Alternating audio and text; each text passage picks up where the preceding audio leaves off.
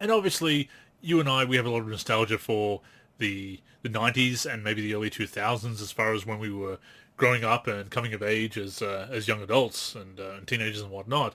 But it's we're so far past the early 2010s and the late 2000s now that there's a kind of nostalgia for the rosters of that time as well, and I think that's been fun to play with those rosters again, and it's added to the experience of obviously. And look, I've talked about this in Way Back Wednesday so many times.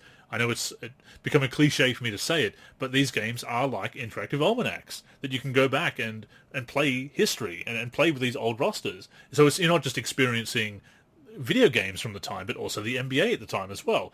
Obviously, we have retro rosters, which are awesome for current titles and recent 2K releases and retro teams every year. But to actually go back and play with a game that holds up pretty well as well, it's harder to go back too far. Sometimes you go back too far and they don't hold up as well.